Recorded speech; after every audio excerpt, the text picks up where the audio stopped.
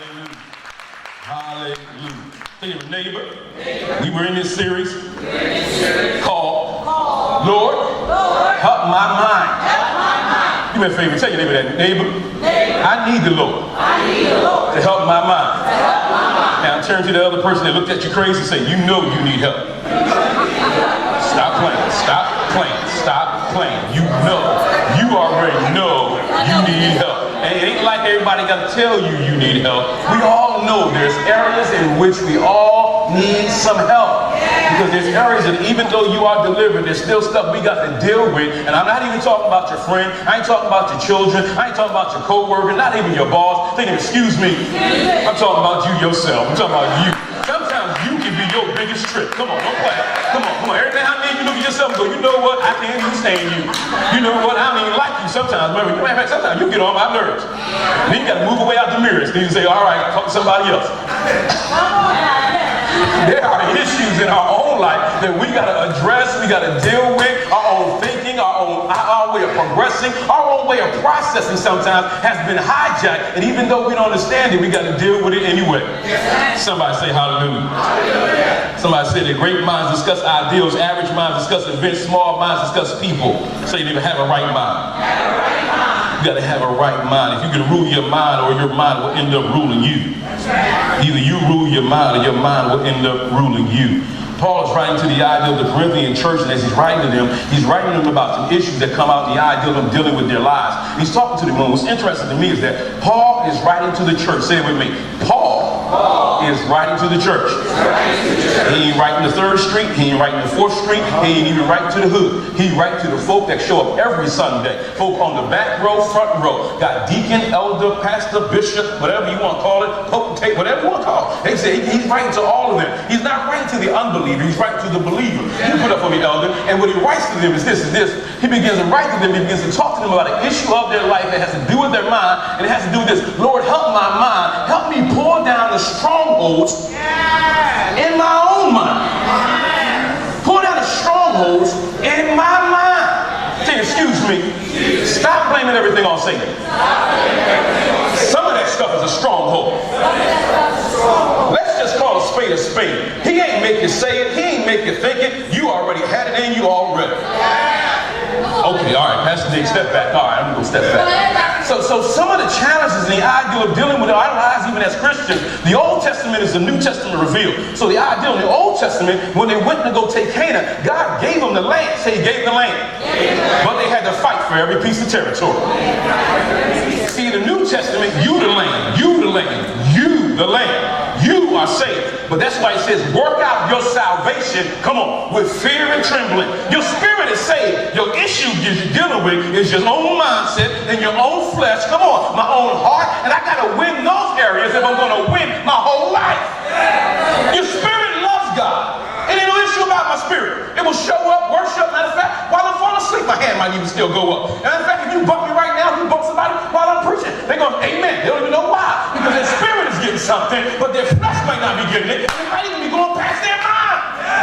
There's a place in all of us that we got to deal with the issues of our own mind. Say your own mind. Your own mind. Oh yes, oh yes, oh yes. We got to pull down the strongholds of our own mind. And Paul writes it, and when he writes it, look what he says. It's one of the things that we put here. He says this, for the weapons of our warfare are not carnal, but powerful to God, to the pulling down of strongholds, casting down imaginations, every high thing that exalts itself against the knowledge of God, bringing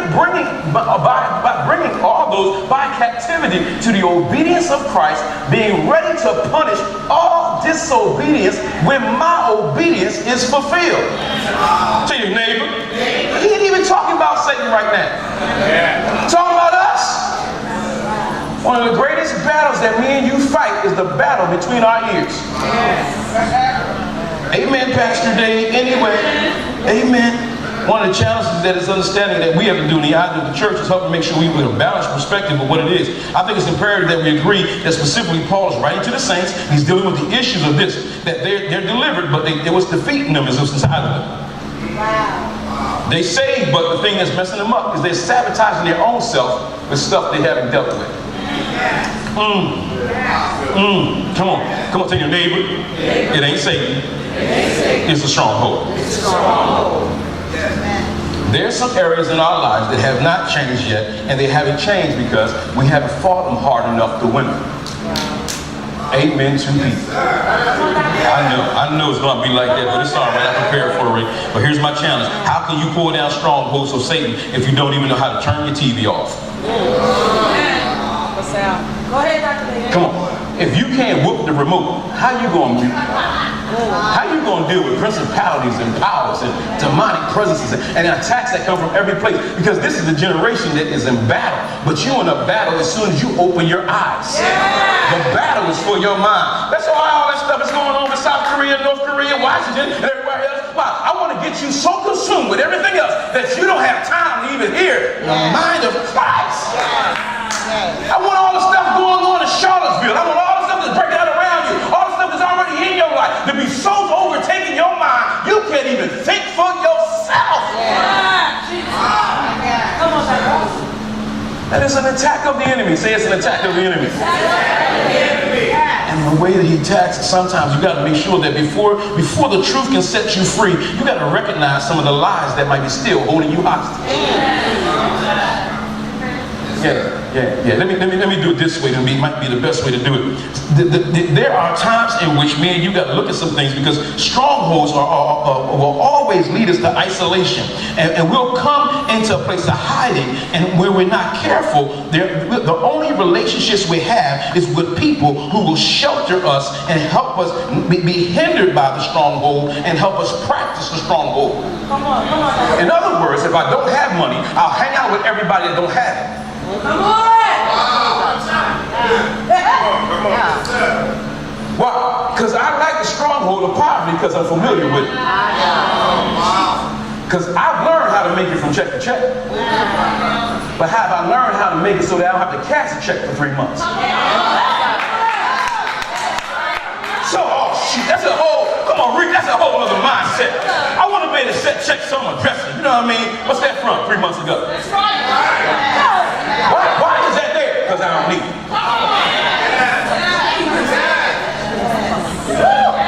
I ain't there yet. We're working on. Say you're working on. We all working on something. Come on.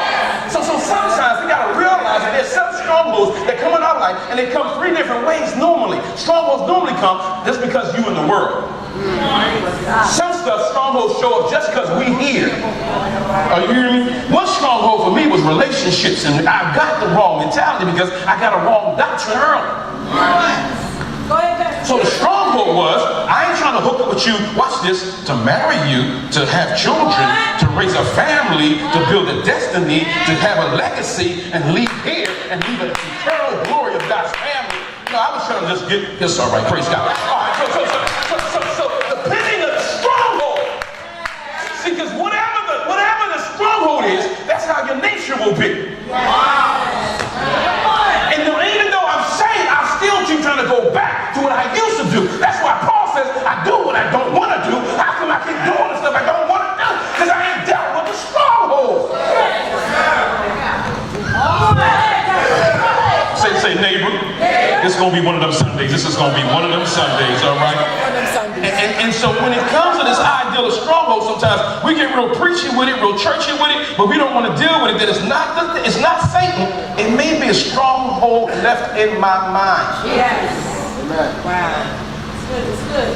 See, because Paul said it this way. He said the weapons of our warfare, because you got to be careful, because we can be in the kingdom of light and still be using the weapons of the kingdom of darkness. Okay, this is only for the married folks, because I know singers don't do this stuff. If you're still manipulating him with holding back, that's a weapon of the old world. If you're still trying to manipulate her by holding back money and going silent, oh shoot, I've got to go back up here, man. All right. I lost my amens. Praise God. So that's what you used to do for your met Jesus. And if you still ain't moved past that, there is a situated mindset and house of thoughts in your head that you have not let. Watch this. The strongholds are dangerous. We use strongholds to protect us. It's like a stronghold of anger. It will protect you. What? Don't come in near me. But at the same time, it will bind me. In other words, it'll keep the enemy out, but it'll will keep me in tune. So all of a sudden, I ended up being bound by the stuff that I tried to use to protect me. And so instead of it protecting me as a stronghold, it became an imprisonment of who I am. So now everybody knows you're angry, but you're only using the anger to protect your hurt heart.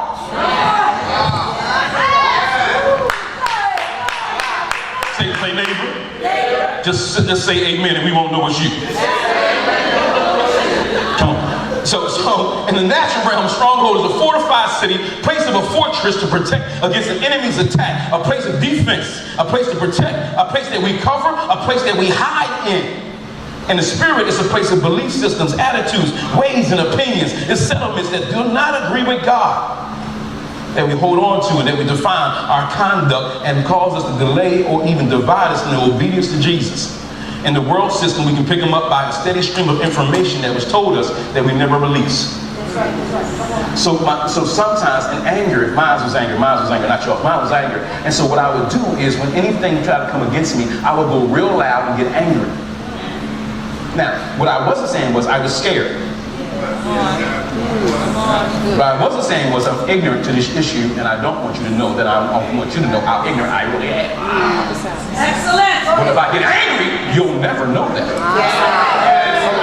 Now, while you don't get your answer, I stay where I am too.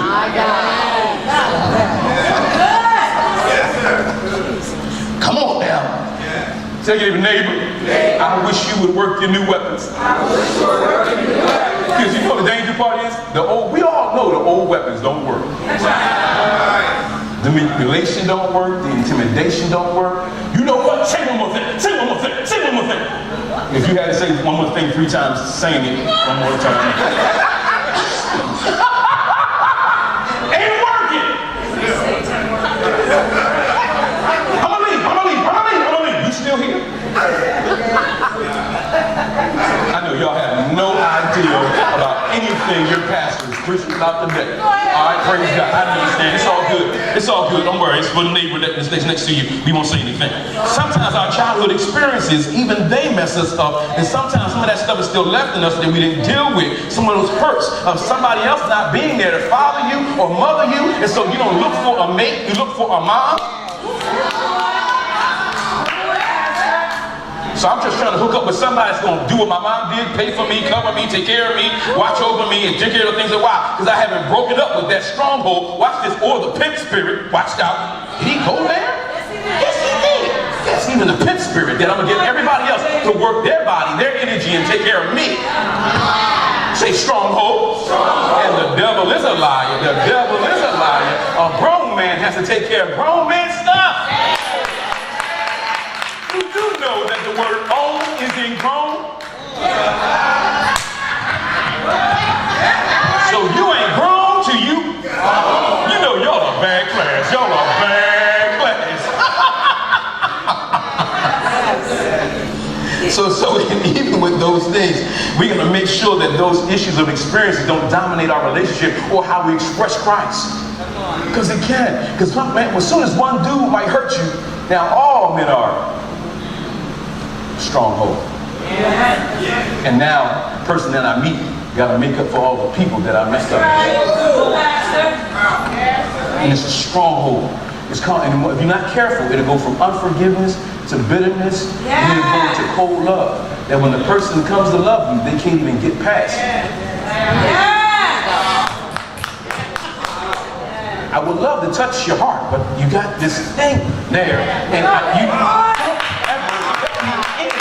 don't tell me your heart, your mind. You don't talk about what's in your spirit. I can't ever get past right here at this wall. Why? Because you on the other side hurt. And you built it with bitterness, unforgiveness, and anger and frustration. And sometimes we get that thing so built up, nobody ever touches us. Say, excuse me. The last time you've been touched. This is so good. See, we going somewhere. Sometimes it's our stronghold is wrong doctrine. And tell your neighbor, don't throw nothing at pastor right here. All right? Because sometimes we so busy trying to be Leos and Cancers that we ain't being believers.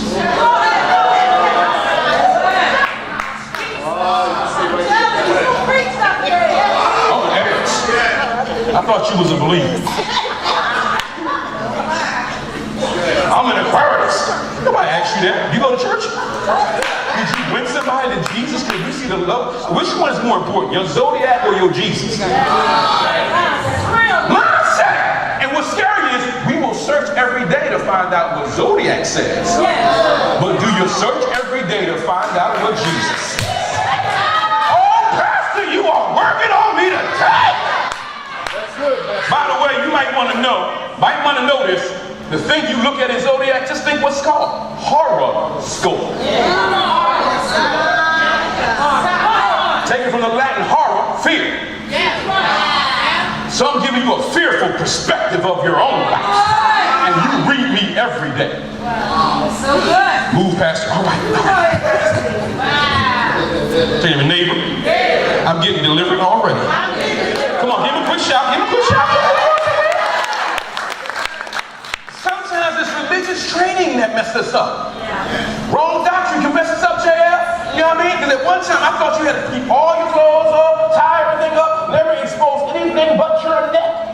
That's the truth. But you can be a covered up devil. That's right.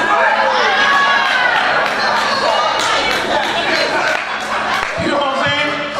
Come on, you can put a big white sheet on and with an axe head, and you still covered up, but you a devil. And just because you got something covered on the outside, don't mean your heart has been covered on the inside.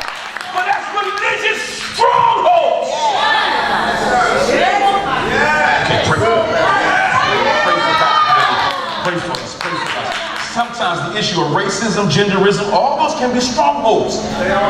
They can be. If you're a man and you can never listen to a woman, that's a stronghold. I said it again. If you're a man, you can never listen to a woman, that is a stronghold.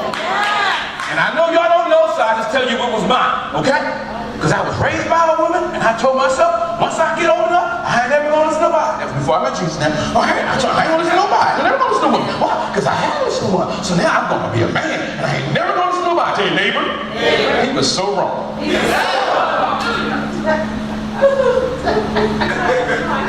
I would have missed salvation. I would have missed my family. I would have missed my destiny. I would have missed my life if I didn't listen to a woman.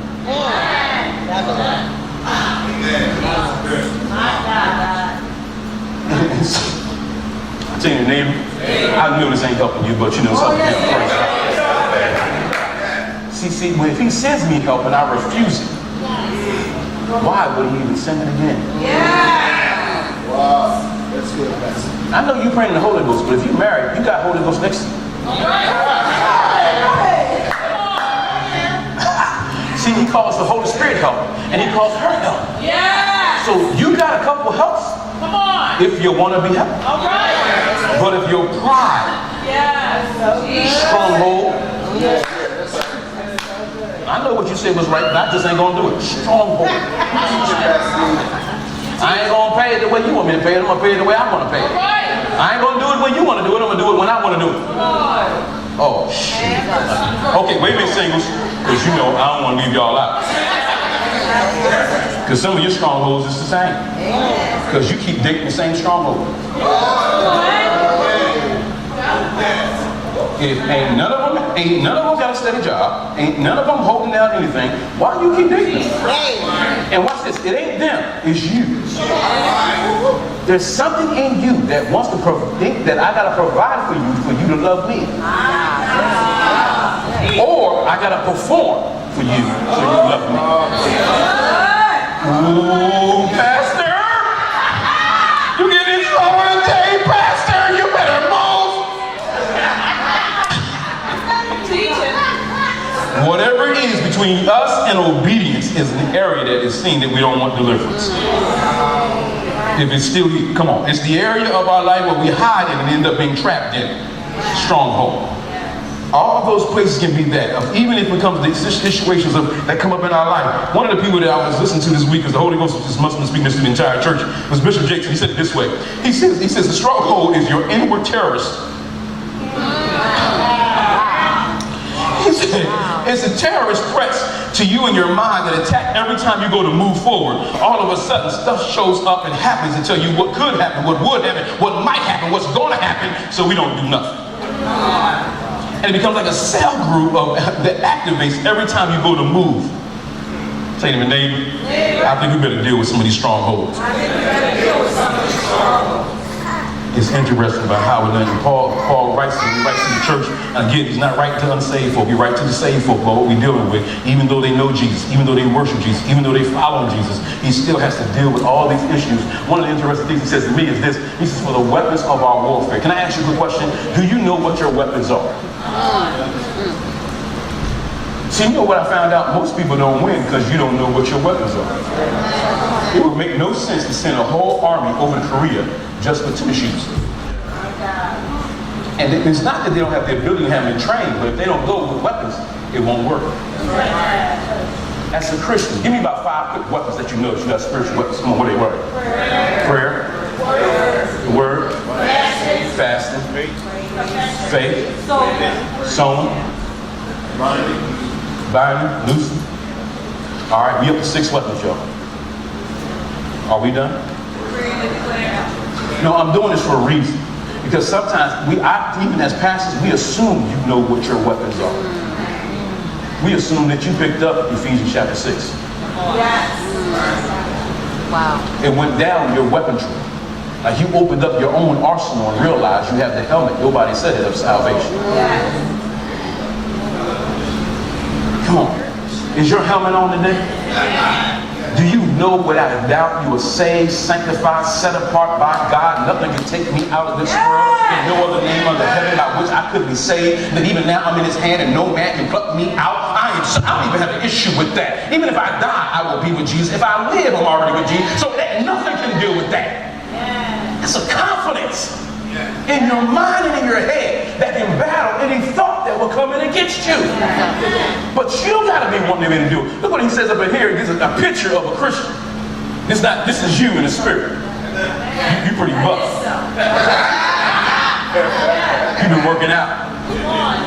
You looking good. Your feet is shy with the preparation of the gospel. It means I stand on everything that God has laid out and said that covers my feet. That no matter where I go, the gospel travels with me. Yes. That whatever Jesus did in the gospel, I can do in my life because my feet are covered with who he is and his word. So that means you can go to J.C. Penney's and deliver somebody in the eye. Why? Because whatever happens in the gospel is on me. Come on, man. He says, look at here. Not only that, he got the breastplate of righteousness. Say to me, neighbor, I don't care what you call me. Throw what you want. When it hits my chest, it hits Jesus. He that knew no sin became sin for me, that I am now the righteousness of God. I can't do nothing about it, and you can't either. Go ahead, throw it. You was in the project. Righteous though. Come on, you sold drugs. I know, but I'm in Jesus now. Righteous though. Come on, you got almost kicked out the name. I know, but I'm righteous though. And the blood ain't changing no matter what you throw at me. So I'm righteous though. Every now and then when the enemy throws stuff at you, I'm righteous though. And I ain't righteous because of myself. And I ain't righteous because of what I do. I'm righteous because of Calvary, because of the blood of the Lamb in me and over me, and the breastplate that protects my heart. It's righteousness and not mine. And it says the shield of faith. Say the shield of faith. I like this picture because he brought that thing up against something. Say neighbor, you've been hit too much. Pick your faith back up. Sometimes you taking too many shots. You take bang, bang, bang, bang. What's all that? You ain't got your faith up. Get your faith back up to where it needs to be. Get back in worship, back under the word, back in speaking the scripture that you got. Praying like you've been praying. Pray in the spirit. Pray, do something spirit. Turn back on the spiritual radio if you ain't been turning it on. Do something that will build your faith up so that when the attack of life comes, bam, hit something else rather than just yourself. Say, get your faith up. Get your faith up. Come on. He goes on and begins talking about the belt of truth. Say belt of truth. And excuse me. Ask yourself every time the enemy says something to you, can he even say something true? He can't. Say it with me. The enemy cannot Say anything true. He's a liar and he's the father of lies. So if he calls you ugly, you pray. Oh, shoot. Even when he calls you broke, liar. I'm going to help you practice. Every time a thought comes, you ought to just break out. You a liar. You're going to die. You're a liar. And I'm telling the truth because that's all he is. He's a liar and he's the father of lies. You know what? You ain't going to make it. Lie. You and your marriage ain't going to make it. Lie. Your children ain't going to be nothing. Lie. You ain't nothing but a liar. All you do is lie, lie, lie, lie. So now I got to stop believing the lie more than I believe God's truth. The best he can get is a lie. He's going to produce a lie. So everything he says to me is, guess what? A lie. Glory to God. I ask you a question. How many friends would you hang out that long with if they lied that much? How long would you listen to that friend that they keep on lying? So how do we spend so much time listening to the lies of the enemy? All right, take your neighbor. Here's a place where you can get a praise on. Go ahead and give him a good shout right there.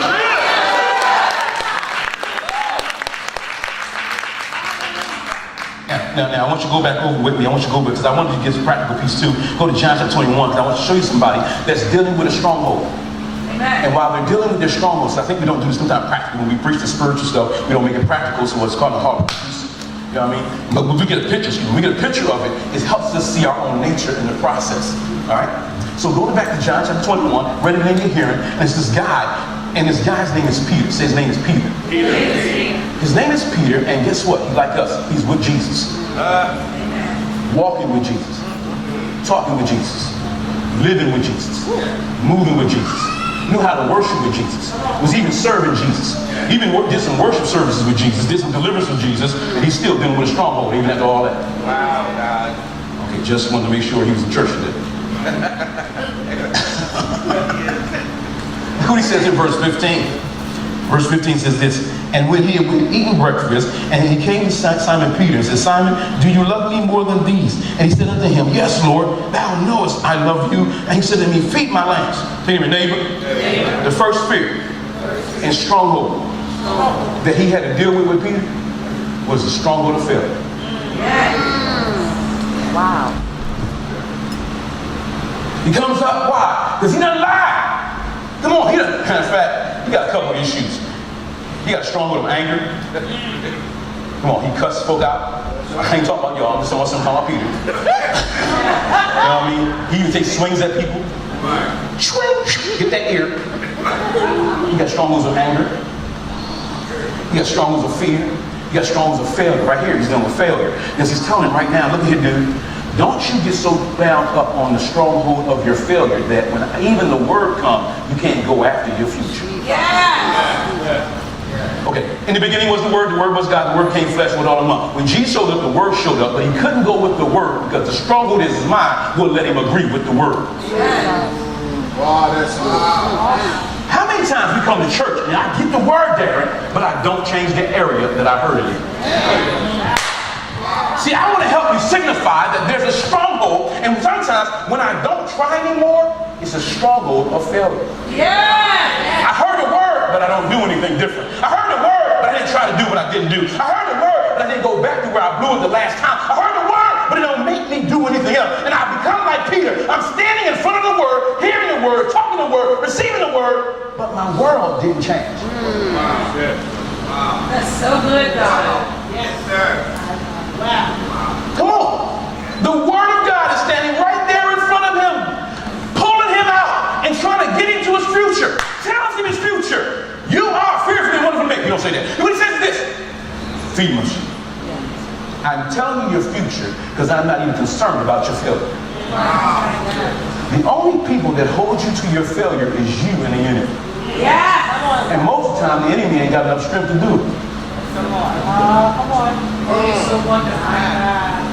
Why is Peter still standing there when the Lord said, go do this? Let me ask you this. Why are you still standing there? Sometimes we believe in the strength of our failure greater than we believe in the strength of our Savior. So I can hear a great destiny, but I can't go towards it. I can hear about forgiving other people, but I don't forgive them. I can hear about it. My fear is that if I start doing something, my fear of failure will stop me. So I won't try it anymore. I won't do it anymore. I won't go there anymore. I won't call nobody. I won't do anything with anything new. I won't go nowhere new, do anything new, be anything new. Why? Because I might fail. And the threat of failure is what holds me. Not even a failure. Things, because by the way, this wouldn't be the first time you fail. Ain't this something? It ain't like this the first time Peter's mess had to be cleaned up by Jesus. Remember that ear came off, right? You remember who fixed your mess the last time? Come on. And if he can fix it, Hallelujah. he can fix your failure like that. And he still wants to work with us even after my failure and still give me a future and still sees me said that even though I cussed them folk out, I denied, I lied, I ran backwards. Matter of fact, I led folk backwards. Okay, I backslid. And he found me anyway. Hallelujah. So if your failure could never stop your future, why are we here? Stronghold. Okay, Pastor, keep on moving. Say to me, neighbor. Let's go ahead and get a little deeper into that. Second thing he says to him in 16 says this, and he said to him the second time, Simon. Now watch this, because it's a fear of rejection too. Because guess what the first thing he says to him? First thing he says to him is this: do you love me more than them? Ooh. So I'm not even talking about your purpose, right? The first thing he says is, are you so consumed about men that you can't serve God? And sometimes what the issue was, Peter's guilt, Peter's shame, Peter's failure, Peter's fear was holding him from going after his future. And it was a stronghold because God, say it with me, God is giving him the go. And he can't.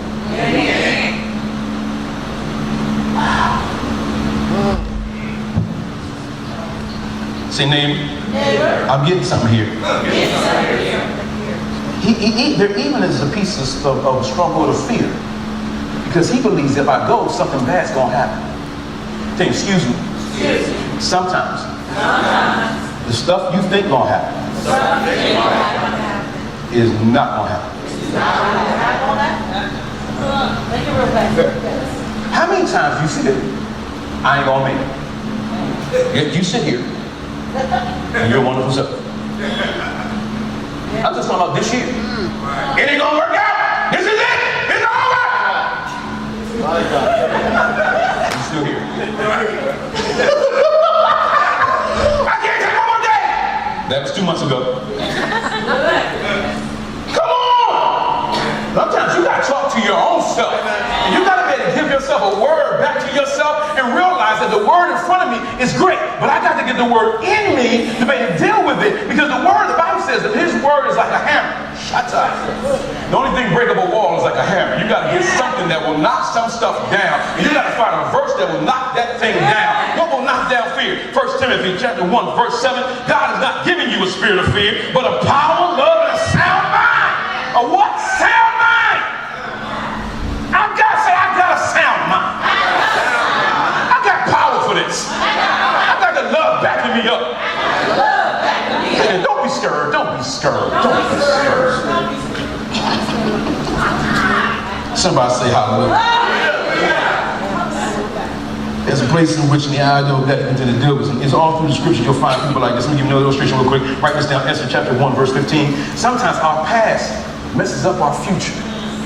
The Bible says this. It says Oprah and Esther were standing there. And as they were standing there, they said this to Ruth. Ruth said, look at here, y'all. I can't handle my children. I can't do anything else. My husband died. Y'all husband died. We all broke. We got nothing. I'm going over to Bethlehem. Ruth says, bid me to come with you and go with you.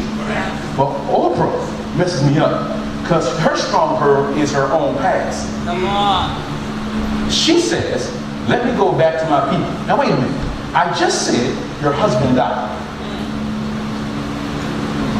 How long are you going to be in love with your past that you can't go after your future? That when God brings up an opportunity for you to go, you bring up your history so you can stay. Stronghold. And so, and you watch both of of them. One of them goes on. Ruth goes on to a family, to a destiny, to the glory of God, put in the family of Christ. And the other one just goes back. Why? I believe my past greater than I believe my purpose with God. And so sometimes our past, because if we ask you to do something, do you bring up your past? Once you come over right now, I want you to say something. You don't know where I've been, what I did, who I was with, and all that. I didn't ask you that. I just asked you to touch the mic. I didn't even ask you to say anything. Are you hearing me? Sometimes we just get asked to do something. We go through the litany of the things. And what's scary of it is this. If you're in Christ, all things are passed away. You bringing up stuff he ain't even bringing up. But it's my mind and it's the stronghold of my past that will even allow me to believe that I can pursue my future. And by the way, he's still with Jesus. He ain't went nowhere. And it ain't, watch this, and it ain't Satan. It's a stronghold. Okay, give the Lord a right here. Excuse me. Say, Lord, deliver me from the stronghold of failure. Your blood can cover failure. I mean, when you really believe the blood covers failure, you ain't scared to go after your future. You do crazy stuff. You even put some crabs out on Thursday night and expect women to show up. And they do. Come on. Say, neighbor, what would you do? What would you do if you wasn't scared? if you wasn't scared? Just write it down. Don't say it out loud. Just write it down so you can remind yourself. Somebody say hallelujah. Hallelujah. Not only that, he also goes on to tell us a couple of things. The next scripture thing for me, it says this. He says this, that this is another version of that same scripture. Says this: the world doesn't fight fear, but we don't love or fight battles the way they never have and that they never will. The tools of our trade aren't for marketing or manipulation, but they are for the demolishing of the entire massive corrupt culture. Good one. I like that. That's from the Phillips translation, I believe. No, the Message. He says this: for we use our powerful God tools for the smashing of warped philosophies and tearing down the barriers erected against the truth of God and fitting those loose thoughts and emotions and impulses into the structure of a life shaped by Christ. Our tools are ready at hand for the clearing the ground of our own life, for the obstruction and the building of a life of obedience unto maturity. Say Shabbat. Say, baby, I'm at work. You about to see the best me you could ever see.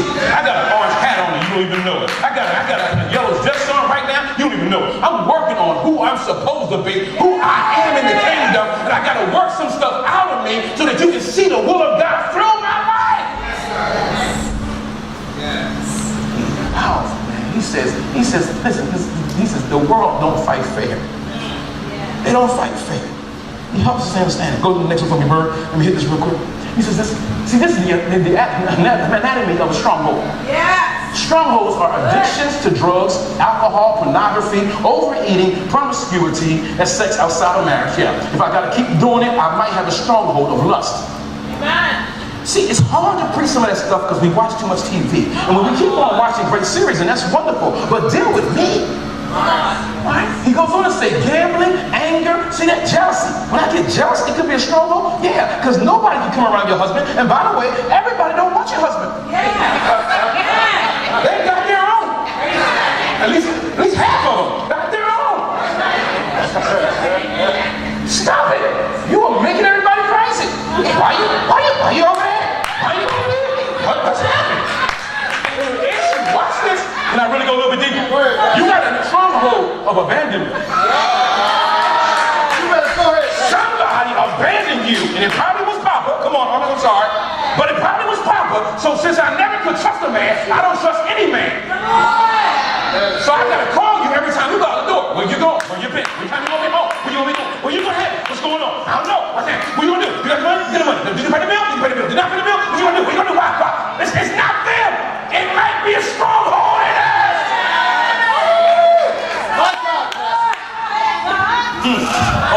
Lying. Come on. Why you just can't say what the truth is? Come on. Come on. Somebody say, how old are you? 900. You are not 900. Here, come on. Come on. Let me move on. Anyway. Manipulation. Come on, don't play. Manipulation. Because what used to work in the flesh, watch this. And here's the scary side of it is, you watch this. We will manipulate people and watch this and know what's wrong. But if it worked, we'll keep going. Come on, Pastor. Wow. Teacher today. I ain't doing nothing for you till you. That's manipulation. Ain't got nothing to do with Jesus. You making it so that a man or woman can't do nothing because you want to make them do your will without the will of God or the word of God, and you want to make them do it or you want to do nothing. And that's manipulation, and it's satanic, and it's close to witchcraft, because now you try to take over the will of another person by your will. Come on, control. Did he say control? I said control.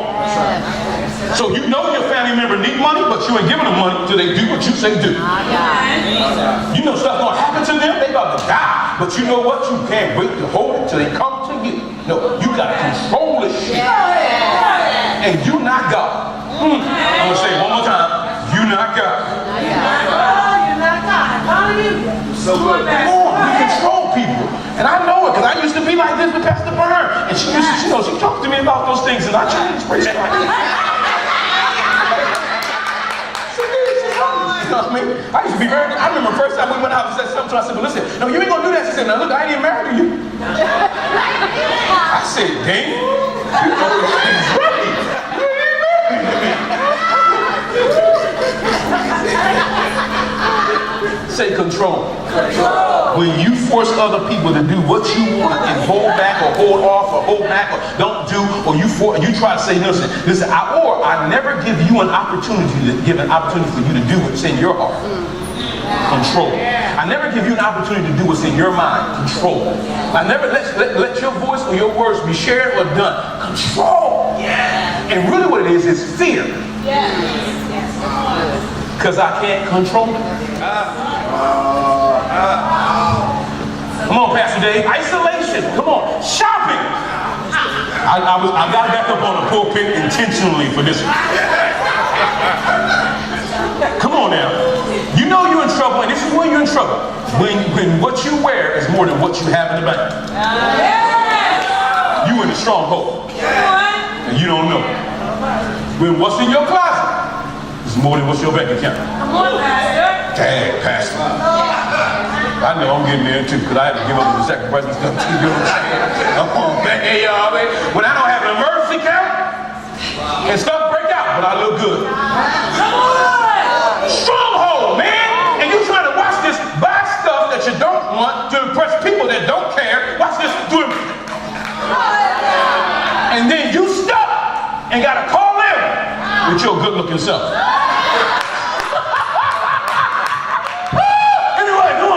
Alright, so overworking, stronghold. Why? Because I think my identity is in money. Why? I'll keep working. Well, you know, I work 5 jobs. Yeah, but if you ain't got no family, that ain't impressive. If you die and don't nobody come to the funeral, and the only thing they can say about your life is you work. What happened to love? What happened to grace? What happened to leading? What happened to demonstrating Christ-likeness? What happened to all the other important stuff? Now, they'll take the money and go on vacation. And if you didn't love them right, they might go with somebody else. Technology can be a stronghold. Come on. If I can watch this, if I can go on your technology and we go on there 19 times to 15 times to 18 times a day, but I can't open the Bible.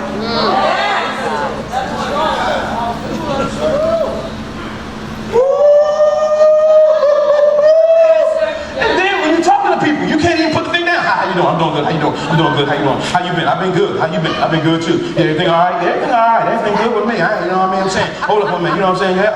You ain't paying people no mind. It's so ignorant of you. The thing that watch this. You think people that are nowhere near you are more important than the people who are present. Teach it. Yeah. False religion, and then we end up, what they are is idols that we end up trusting, relying on more than God to give us a sense of peace and security, because our souls are anxious and unsettled because we fear something more than we fear God. Because we don't truly love God, love the Lord our God, because we are believing the lies of this world, or the lies of our experiences, or the lies of wrong religion. Yes. Hey, excuse me. I need to get a shout out right here.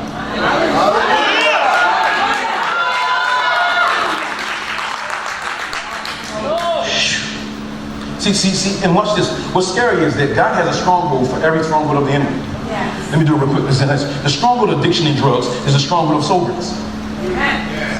The stronghold of pornography is a stronghold of intimacy and holiness. The stronghold of overeating is a stronghold of exercise and discipline. I knew we weren't going to get too many people shouting on that, but anyway, praise God. The stronghold of promiscuity is the idea of being holy in your body and in the spirit. The stronghold now of gambling is the idea of your trusting and your giving to God. Come on. The stronghold of anger and jealousy is peace and being able to have contentment. A stronghold of lying, a stronghold of truth. The stronghold of gossip is a stronghold of praying. So instead of talking about people, you can pray about them. All right. So he says, watch this, the stronghold of the idea of control is the idea of faith in God, not faith in ourselves. The stronghold of isolation is fellowship with other folk. So it goes all the way down to the idea of what these things are. Somebody say, neighbor, I hope you're getting this. Let's go, Bert. He says this, the truth is, I'm still working this one scripture, there's only this one scripture. The truth is that, watch this, although we battle and are fighting spiritual levels, the very weapons we use are not those of human warfare, but powerful through God's warfare for the destruction of our enemies, the strongholds of our battles, to bring down every deceptive fantasy and every imposing defense that men erect against the truth and knowledge of God. And we have to capture every thought until it acknowledges the authority of Christ. Once we have sure of our obedience, that we cannot shrink back from dealing with those that refuse to obey. JL, let me borrow you for a second. Let me borrow you, Gene. Let me borrow you, Raheem. Let me borrow you, man. Because sometimes, you know what happens? Is we don't, watch this, we stop capturing our thoughts. Sometimes you get real comfortable, and a thought can come, and it can attack you. You're going to be my attack thought, all right? So come on and attack me, man. Here's a thought that's coming you will never have. Come on. Just there you go. But when it comes and I don't do nothing, you know, the attack really says, no, don't tackle me. It's cool. It's try to move. It's try to move. All right. So if it comes and I just let the thought stay, and it tells me you're going to be broke the rest of your life. You ain't never going to have. You ain't never going to do nothing. Your check account all messed up now. That's why they don't even pay. And you already owe taxes, and you know all your other stuff jacked up. Now, if I sit here long enough and let the thought stay there, it will talk to me all this time. But until I'm able to unleash that which can take the thought captive, it will hold me. So then I got to start unleashing some stuff at the thought. Go back for a second. So when the thought comes, I release thoughts at the thought that's been coming at me. So when the broke thought comes, I release, God will supply all my needs through his riches and glory in Christ Jesus. Then I release, you'll give me the power to get wealth. Come on, that may establish some covenant. Come on, and I release stuff like this. But you know what? The reapers are overtaking the sowers. Matter of fact, I ain't even talking to nobody. I'm talking to the thought. And now, as the thought is dealing with me, now watch this. Who is free and who is not? The thought is captive. I'm free. I'm not allowing every thought to stay in my mind. I gotta let the thought be taken captive.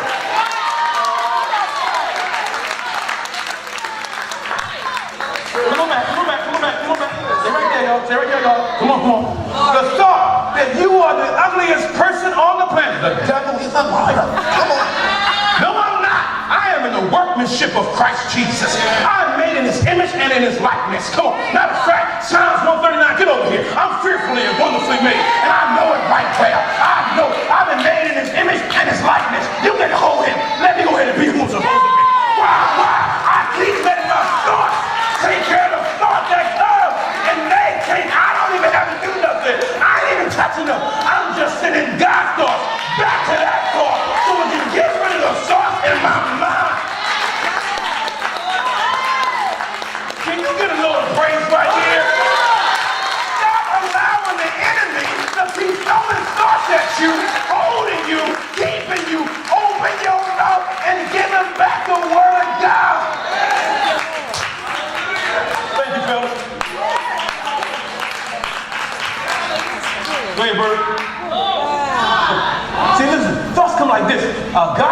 fix this. God ain't good. Nobody can be trusted. If I just follow a good system, I'm going to be okay. Matter of fact, I have to look out for number one. Matter of fact, I deserve to be punished. You know that? You know what? God gonna get me. No one will ever love me. Those are stronghold thoughts that come in your brain.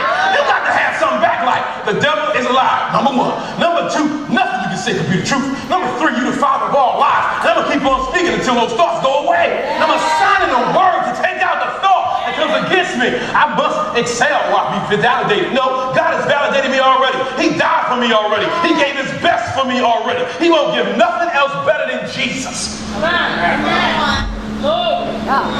If you don't know your worth, God does. And he says, you are not worth an angel. You are not worth a Moses. You are not even worth a Paul. You are worth a Jesus. Good move.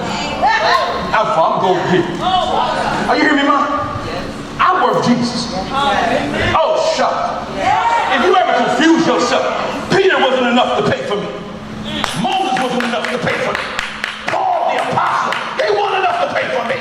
But Jesus paid for me. You got to get your mind there. I got to get to this place. This addiction is just something I'm going to have to live with. The devil is alive. I can be made free. And whom the Son makes free is free indeed. I get to the place, why me? Why not me? Shit. Why not? God gonna get the glory. Why not? I've been chosen. Matter of fact, I wasn't even, watch this, I wasn't birthed, I was chosen by God. See, when you in a family, they don't choose you. You just birthed into them. But when you adopted, somebody saw you. That's right. He said, Oh my God. Jesus. Thank you, Lord. I want one of you. Yeah. You missed everybody else. No matter who was around you, no matter what you were sitting in, no matter where you were, God got you before you even got a body. He chose you. He chose you before the foundations of the world. So before you messed up, before you did drugs, before you was in jail, before you did anything, before you laid down or stood up, he had already chosen you. You have not chosen me. I chose you. So neighbor, you better put a word on it. I know you can put a praise on it, but you better put a word on it. You better put a thought of God on it. Put the word of God on it. You better go where he wants to go. But for me, watch this, because this. Here it goes, like this. For though we live in the world, we do not carry on the world war. For the weapons of our warfare are not worldly, but have divine power. They have divine, when you pray, divine power, angels show up. When you pray, demons get nervous. When you pray, when you speak and declare the word, do you not know the word says it will go out and find things for you? When you decree a thing, it shall be established. He signs his light upon it. So I got to speak that word. And even though I don't see nothing happen, stuff is happening. His word will never return to him void. He says, watch, they destroy strongholds. They destroy arguments, every proud, boastful thing. The knowledge of God, being ready to punish everything in disobedience. And sometimes, even when our religious process of loving church more than we love Jesus is religious. Oh, did he go there? And did he go there in church? I know it's dangerous. Let me help you. We will never actually have to actually come to church if you found Jesus. That's right. See, Nicodemus was in a stronghold. His stronghold was religion. I love church more than I love God. So that when God shows up, I can't go with Christ because I'm too busy hanging with the church. This is stronghold, Reed. I know how to hallelujah. I know how to praise him. I know but I'm the meanest person you ever met. Matter of fact, I'm lush. Not no offense. Why? Because I got church down, but I don't know Jesus. Because I got a spirit and I got a stronghold of religion on me. Matter of fact, you know, if you got so much religion, you'll kill the church. Ask Apostle Paul. So religious, I was killing the church. Good. Somebody say, neighbor, I hope you ain't that religious. My quick question is this: can you still move with Jesus? When he moves, do you move? When he shifts, do you shift? When he leaves the church, do you leave it also? When he's not at the church, are you? Come on, can he go places that the church won't? Come on. And so we got to check ourselves every now and then to be able to figure out where we at. There's people like strongholds and all people like David. David had a lust stronghold. Love God, but got a lust stronghold. Why? Because I can watch this. I can watch this. Whatever thing something makes you violate the word, the will, and the ways of God, it's a lust issue. Yeah. I ain't talking about even people right now. It could be material stuff. Yeah. The word tell you not to do it. You know it's not the will of God, but I'm going to do it anyway. Why? Because my stronghold is stronger than me. Say, neighbor, he's closing right here. My encouragement is this. Go ahead from Bird. There is one more stronghold I didn't talk about. There is one more stronghold I didn't talk about. The stronghold, let's see if you find it. The Lord is good. And he is a stronghold in the day of trouble. And he knows them that trust in him. It is a place in which when your relationship with God is so strong that you can't even go do what you want to do because he's your stronghold. I would cuss you out, but my stronghold won't let me cuss you out. I would tell you off with your crazy self, but and I want to, oh God, you don't see him, but there's a wall. Can I borrow you for a second? Can I borrow you for a second? Can I borrow your mic for a second? Man, I would do something to you, but because the stronghold of the Holy Ghost and the stronghold of the Father and the stronghold of Jesus, and I know you don't see them, but they're around me. Now, it look like this, but in the spirit, it would look like this. And I want to say something, and I want to do something, and I want my flesh every now want to go there, but I can't because the stronghold of who the Lord is in my life, I can't even do what I want. Watch this, the stronghold. Watch me, Rick, come on back to that crazy thought, man. Come on to that thought. And when he's my stronghold, because the Lord will fight my battles, you know what I'm saying? He gonna fight my battles because he's my stronghold, he's my refuge, he's my high tower, he's my stronghold, he's my bulwark, baby. You don't understand. I can stand in my stronghold of who God is in my life. Everybody say, boy, you better turn to the stronghold, you prisoner of hope. Even today, say today. You better get it back in before the Lord. You better get where you belong with God. You better get back in the face of God. Get him before him. Get him behind him. Stop trying to show everybody your flesh and hide yourself behind the stronghold. Why? Because he can't even find me. Because if he goes to the north, he can't find me. He can't see me because I'm hidden in him. Because in him I live, I move, and I have my being. Why? He's my stronghold. It's in him. He's my stronghold. He will keep me. He will protect me. He will watch over me. He will defend me. He will take care of me. If you understand what I'm saying, go ahead and give him a good praise for being your stronghold.